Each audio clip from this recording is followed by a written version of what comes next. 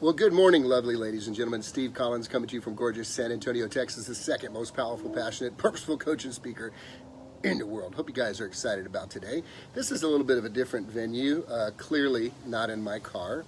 I am going to be heading out to the Zig Ziglar headquarters this morning for a recertification. And I wanted to have a conversation with you. You know, I joke with people that my family, my home here, is a lot like a laboratory, and I feel like a mad scientist most of the time because I'm taking everything that I am learning from coaching and coaching myself first, and then my family, my kids next. And so, you know, everything is an experiment and seeing how these kids are going to turn out. So I want to just traverse the subject because it's a trap for good-hearted people. And good morning, Beatrice. I get to see people today. When I'm driving, I don't look. And I don't get a chance to read, so it's my intention to say good morning to anybody who says good morning.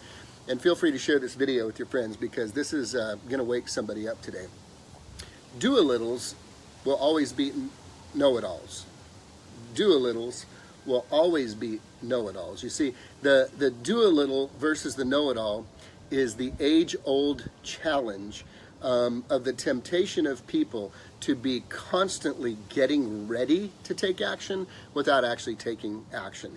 Getting ready. I got to get my files in order. I got to get the office in order. I've got to get my CRM in order. I've got to get my designations. I've got to get a GRI and a CRS and an ABCD, EFG, LMNOP. I got to go to this class. I got to go to this class. I need to learn this more. I need to study this more. And what we find, particularly in real estate, and yet in every industry, it's the same thing, and every relationship, it's the same thing. Even when it comes to spiritual life, even when it comes to, say, your health and fitness, there's the know-it-alls and then there's the do-a-littles.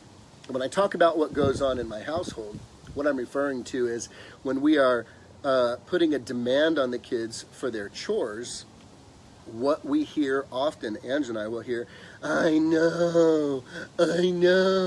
And I have a famous saying in my house, and they quote it once they catch themselves saying that. I say, less knowing and more doing.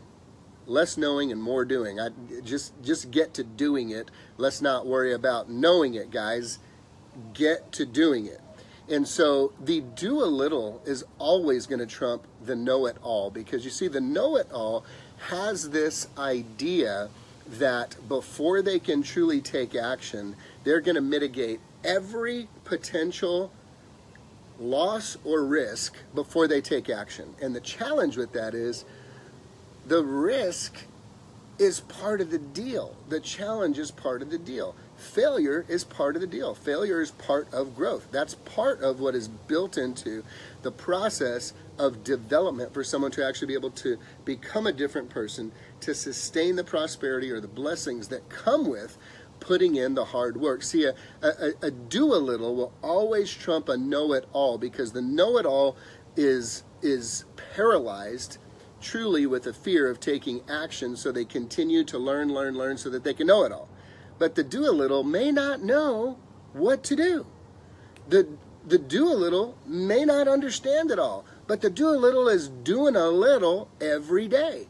Doing a little every day. And it compounds, and the compound effect kicks in, so that ultimately the do-a-little will always beat the know-it-all, because the do-a-little is doing a little every day, learning every day, growing every day, and experiencing it every day. Think of it this way. You can study swimming from Michael Phelps for 12 hours a day in the classroom. You can read everything you can read about how to breathe, the breaths to take, when to actually take your strokes. You can study all year with Michael Phelps, 10 hours a day in a classroom about swimming. Tain't nothing like jumping in the water. You jump in the water, baby, good luck with what you've stuck in your head in terms of learning. Do you understand what I'm talking about here? So a do-a-little will always beat a know-it-all, because the know-it-all is typically paralyzed by a fear that keeps them from performing the task, because they're attempting to mitigate the losses or mitigate the risks or keep the risks low. And the do-a-little is going, okay, I'll study a little bit about swimming, but I think I need to freaking jump in the water.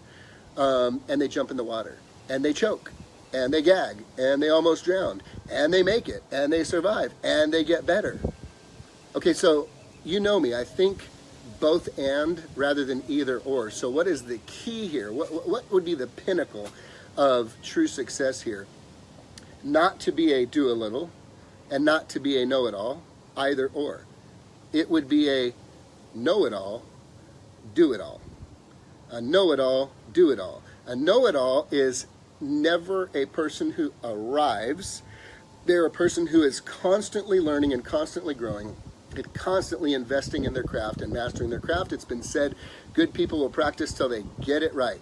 The greats will practice until they can't get it wrong, which means there's constant practice going on. So better than a do-a-little or a know-it-all is someone who is working on knowing it all and they're doing it all at the same time. When you take knowing it all, a learning, hunger, personal growth, and personal development based person with an open mind, you take that know-it-all mindset with a do-it-all attitude, giving 100% daily to the very best you can give.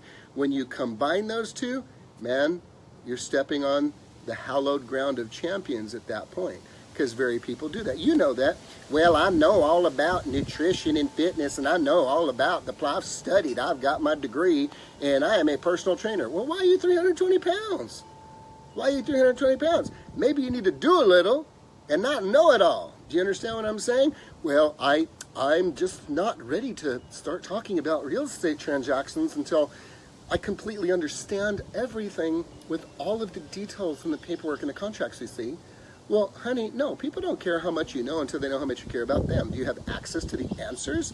Well, yes, I do. Do you have people surrounding you who will help you? Well, yes, I do. Is there people that will literally bend over backwards to walk you through the whole process? Well, yes, there are. Well, then freaking take action. Well, you have exposed in me, Coach Collins, that truly I am scared. I am just really scared. I'm afraid. So I'm going to hide in education. Do you see what I'm talking about? A do-a-little will always trump a know-it-all, because a do-a-little is willing to do a little every day with what little they know, and the know-it-all will typically not take action until they feel like they know it all. So ladies and gentlemen, don't strive to be a do-a-little or a know-it-all.